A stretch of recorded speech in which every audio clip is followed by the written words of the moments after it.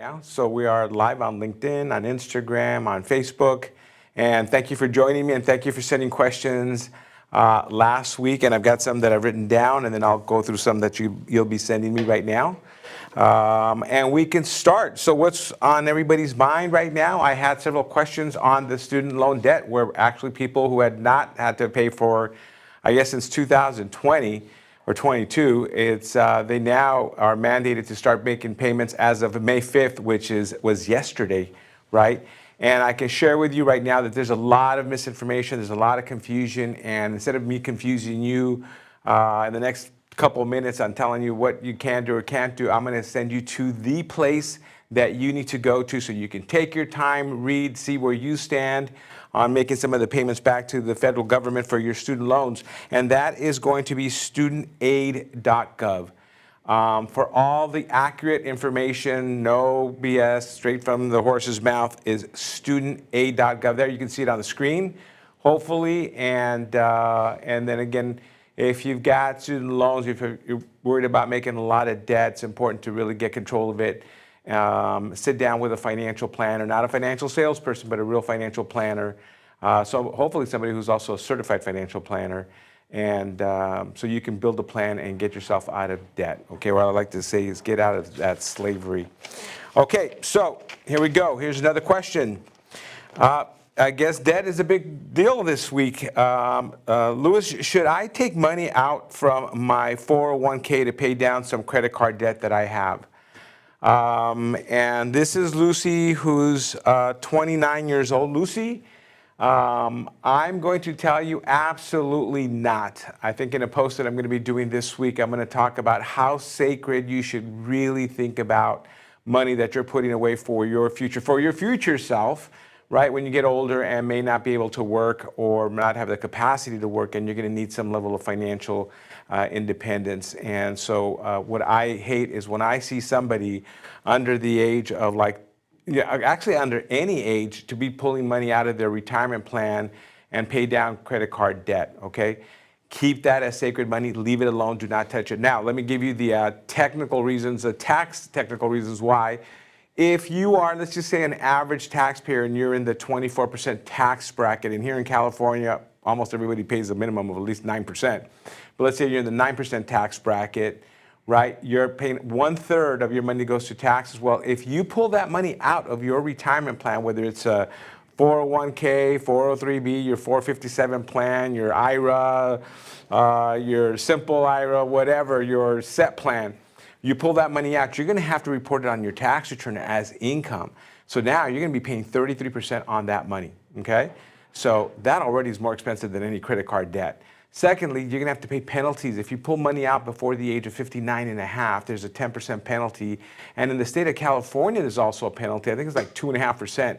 So, I mean, you're talking about 24, 34 at another 24, 34 for the penalty. The state, another 9. I mean, it gets close to 40%. And so the thing is that you're borrowing from Nunzio, from yourself, from that guy in the corner who's lending you that hard money loan, from yourself, and to pay down credit card debt that may even, it's still going to be high, maybe at 20%, but you can do better. So do not touch that money, 1,000%.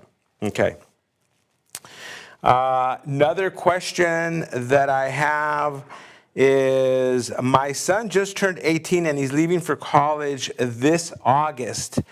Somebody tells me that he has to do an estate plan. All right, well, this is interesting, right? This is something that I learned not too long ago. But, you know, what happens is that a lot of people are going to graduations and see their kids, or high school graduates, and see their kids go off to college, and who are just, you know, just turning 18 years old. And what the parents don't realize is that they are now legal adults. And so if your kid gets into in an injury or has to make some kind of medical decisions, or somebody's got to make a medical decision for them, and there's no healthcare directive written down, no legal document, the parents don't have control and can't make those decisions and cannot get released medical information. Why? Because your son or your daughter is now a legal adult. And so what we like to do is to make sure that anybody who's going out to college, at least when we talk about an estate plan, nothing, you don't have to do some kind of living trust, but what you should do is at least do a advanced healthcare directive, so they can, so your child can name you guys to help them make medical decisions, and a durable power of attorney in case something happens to them, so you as a parent can make financial decisions for your children once they turn 18.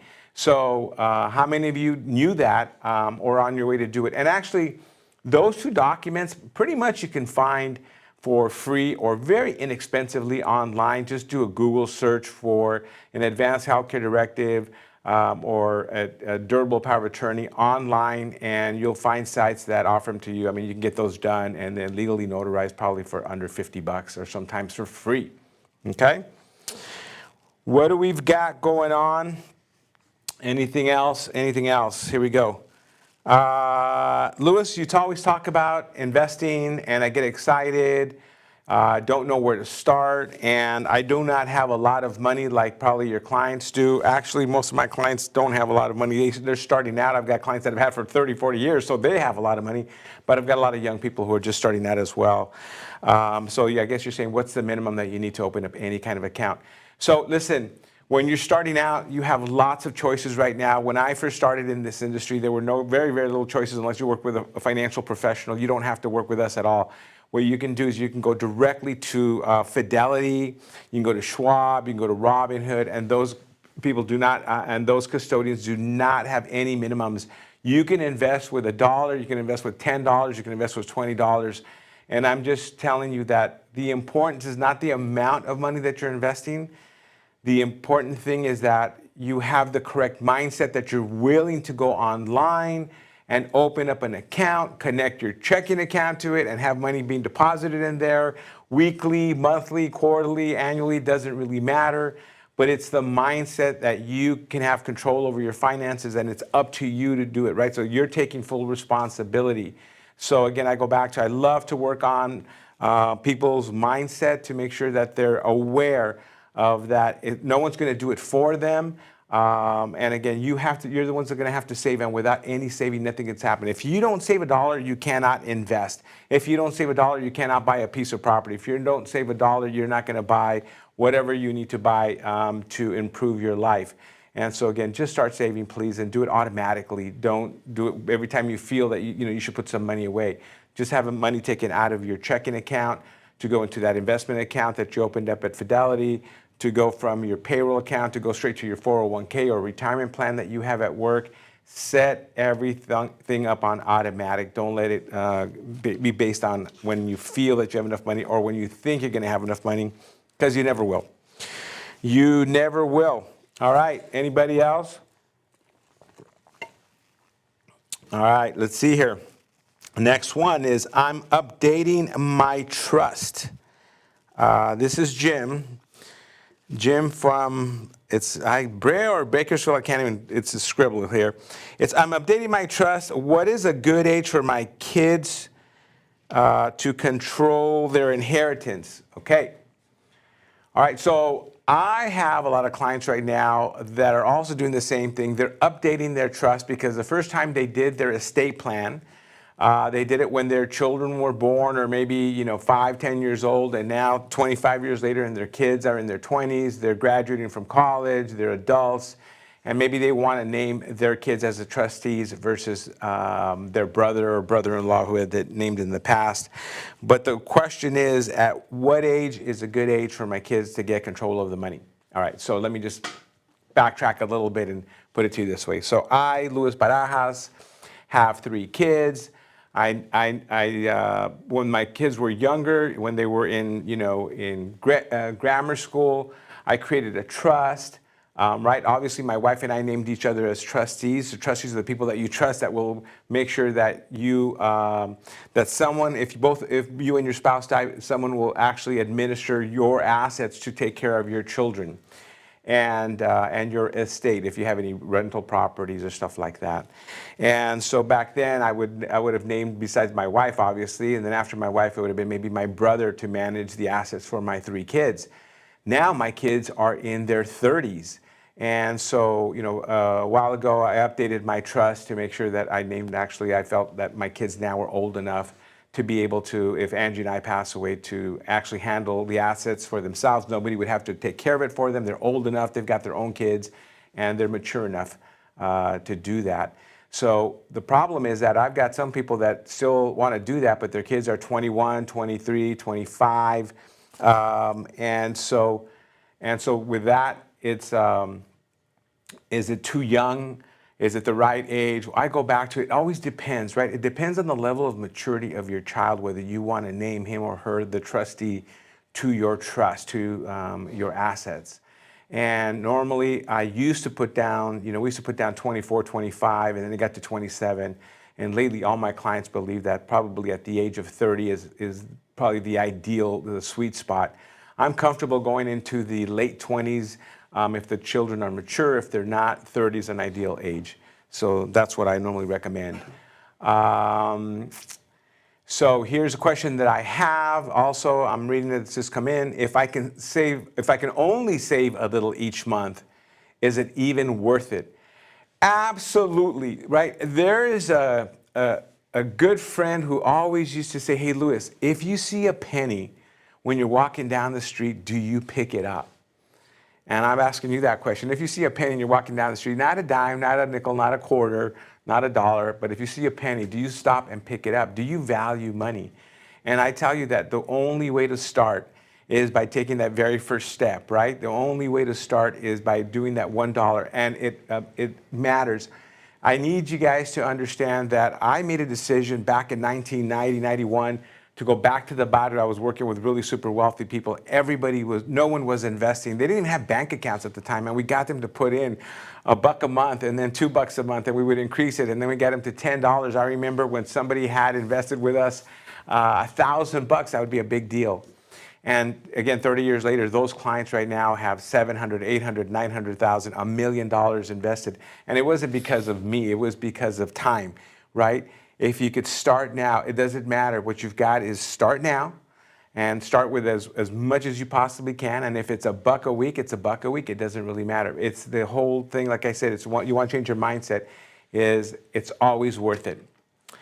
All right, I've got some questions up there. I've got some that they sent in advance. Let me go to another one that they sent in advance.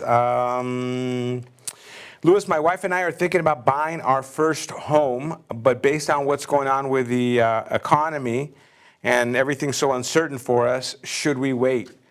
Well, I would share with you that it may not be a bad idea to wait a little bit because there is a lot of what I call chaos and uncertainty, and we're starting to kind of figure things out now.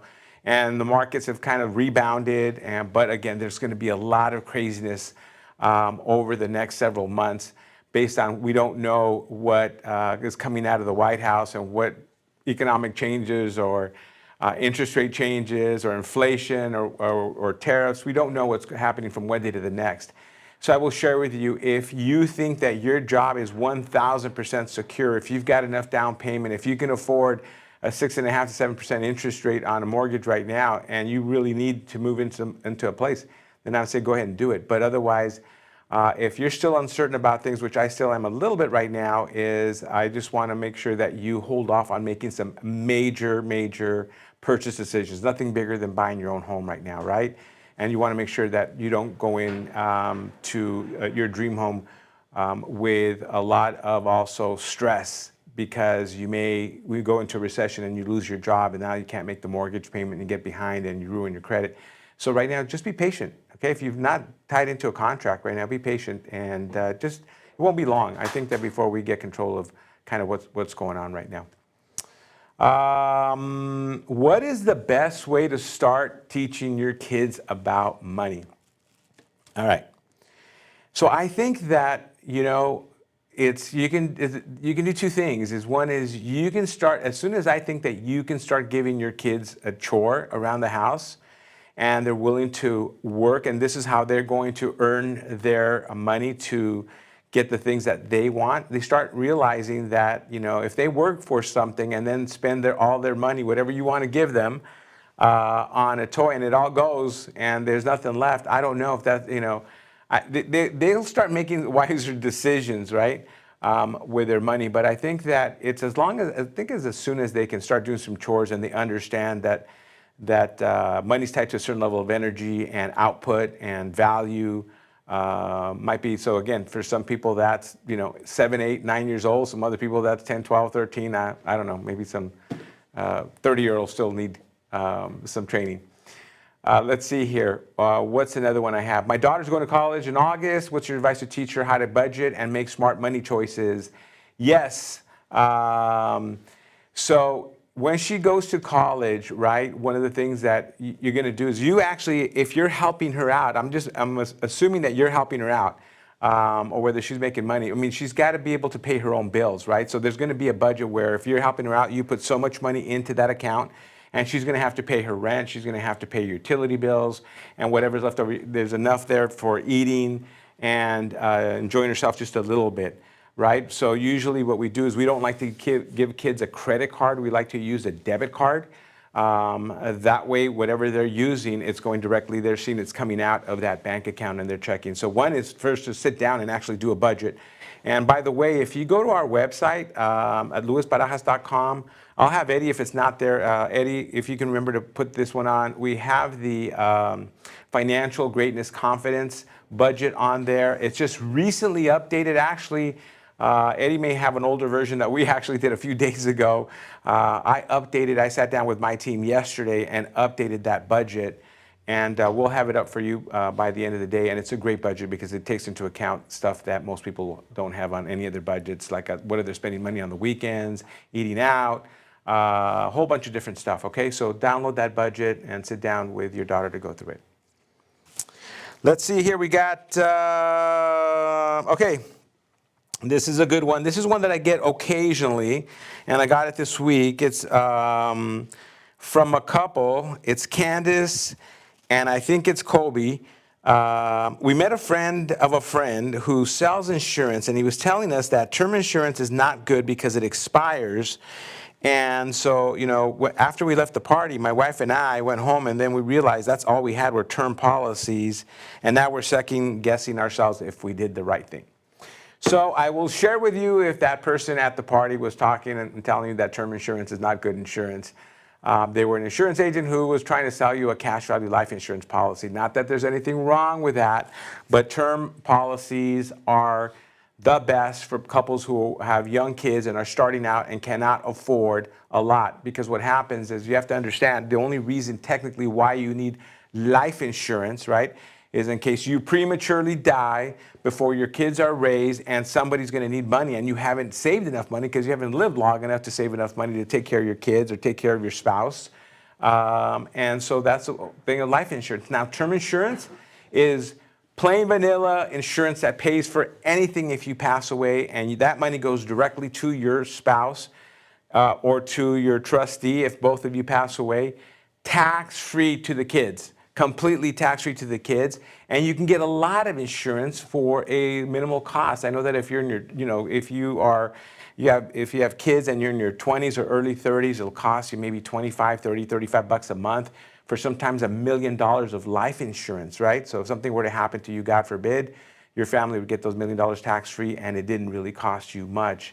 And so term insurance is the best. Now, the thing is, the reason why they call it term is because you buy it and they fix the premium, the price that you pay every month based on the term. So if you buy a 10-year term, basically what happens is, because you probably are saying that, your kid, you only need life insurance for maybe another decade, because in that decade you'll probably either pay off your house or have low debt, and your kids are going to be grown up and get out, and you may be in your 40s. Right? So most people don't die by the age of 50, so it's really, really cheap insurance. But if you're in your 40s and you get a term policy that lasts for 30 years, it's going to be obviously a little bit more expensive per month. And the reason for that is because now from 40 to a 30-year policy to 70, there's a lot more opportunity that you may pass away from an accident or from cancer or from whatever. And so the life insurance company has to make up some of that money as well, okay? That's why they call it term. You buy insurance in case that you are not financially prepared to take care of your kids and something happens to you, okay? It's not an investment. Now, there are people who buy it, who put a lot of money in it because they want tax deferral and tax-free distributions. And there's a whole nother world about that. But if you don't have at least $10,000 a year to put in some of these policies, if you're putting in a lot less than that, probably they're not worth it, most likely. They're too expensive, okay? But no, you have not made a mistake. Now, but just take a look at how many years you have left, how old you are right now, how many years you have left on that policy, and then see if it's enough to get you through to whatever situation you would have in case you passed away early. Let's see here. We've got just a short time left here. What are we looking at here? Home. All right, let's get some questions here. Is it a good idea to co-sign a loan for a family member right now? Okay, so some of you are going to disagree with me, but it is not. It is not a good thing to co-sign a loan unless that person you're co-signing for is the most responsible person that you know in your circle, and they just need your help for a minute, okay? Or if it's one of your kids, but even if it's your kids and they have crappy credit and they're going to leave you stuck making that payment, because if they stop making payments, it's going to affect you, and it's also going to affect your credit. So I'm going to share with you right now that one of the worst things that people can do, especially if it's a family member, is to co-sign a loan or lend them money, because it never turns out well. Okay, it most of the time doesn't turn out well. It may, I know you're going to reach out to me, I lent money to a family member, it didn't turn out great. I get that part. It does happen. But I will share with you, most likely than not, it doesn't turn out well. And I'm going to share with you that if you're going to give money to a family member, instead of loaning it out, just give it to them. Right? Or in your head, if you're loaning to them, in your head, say, I gave it to them because they may not pay me back. And that way, there's peace when you're there at Thanksgiving or Christmas or the 4th of July weekend, having a hot dog with that person. You're not upset. All right, let me see what else. How do I know if I'm spending too much on rent or housing? Okay, so normally, what people like to see is that you don't spend more than, I think it's from anywhere from like 27% to 31% of your gross income paid towards your housing. And so again, we have a financial confidence budget that we're putting up on luisbarajas.com. Go to the luisbarajas.com website. Eddie's going to make it available for you. If he doesn't make it available for you today, it'll be there tomorrow. And we have there where you can actually take a look at what you're spending for housing, and then we have a formula to see if you're spending too much for housing for what you earn, okay? And then it'll give you the percentages there. You really don't want to spend more than a third of what you make for housing. And I know that's people who live in Southern California, in Orange County, who live back east. It's really crazy expensive. And actually I see you guys, friends of mine, I see you guys on the social media sites, and I see your 400, 500 square foot apartment in New York, and you're paying over $4,000 or $5,000 a month, which is crazy to me. All right. So I think we've got one more question for today before I leave you, and I'm going to be taping some segments for this coming week right after this. But the last question that I have is, what should I do first? Build an emergency fund or pay off debt? Great question. You do both. You do both, okay? The goal is you want to build one muscle and you want to build the other muscle at the same time. So again, if I've got $100, I know right now we're going to say, well, Louis, my credit card is at 23%. I'm going to tell you that if you have never saved money, you're not going to save by paying down the debt, because you're always going to be paying down the debt. We still have to build some savings. So right now, if you've got $100, if you want to pay $75 towards the debt, but take $25 and put it into a money market fund, a high yield savings account, put it into, put it in an S&P 500 fund if you want, and start saving it there and investing it there for long term. And treat that money, like I've said earlier, the way you treat your retirement money, as sacred money. You're not going to touch that. That money is going to grow. You're not going to touch it. You need to build emergency reserves. The reason why I call it my financial, the wealth confidence budget, is because the reason for the budget is that you're going to see all the money that you're earning and everything that you're spending and how much money you have left over. And we like to call that your discretionary income, money that you have left over to pay bills. Now you might say, well, Louis, I don't have a lot of money left over, or I think I'm negative. Well, then you're now awake, you're aware of going through your expenses and realizing that you might be spending money on things that have no value for you, and you can cut, right? So you're going to take a look at where you can cut if you can make any adjustments. And then you're going to take that money and then again use it to pay some debt, but you're going to open up to create the emergency reserve. Do both, please. Do both. I know if you're listening to, if you're a Dave Ramsey fan, it's take the $100. If you're my friend Michelle Singletary, she's going to say pay off the debt. I'm always going to tell you, you got to start building and flexing the muscle, right? You need confidence. My goal is, with that discretionary budget, with that budget, the wealth confidence budget, that you create savings to create confidence in yourself, that you can improve yourself, you can invest that money in yourself, you can invest it in the stock market, you can invest it into real estate in the future, you can invest it to build generational wealth for your family 20, 30, 40, 50 years from now. Okay? So do both. All right. I don't see any more questions. I think we are good for today. I will be here next week, same time, and then after that, my wife and I are heading to Europe, and then I'll be gone just for a couple of days, but I think I'll miss one Tuesday, and then we'll see you guys again after that. But see you next Tuesday. Tell your friends, please. Like my pages.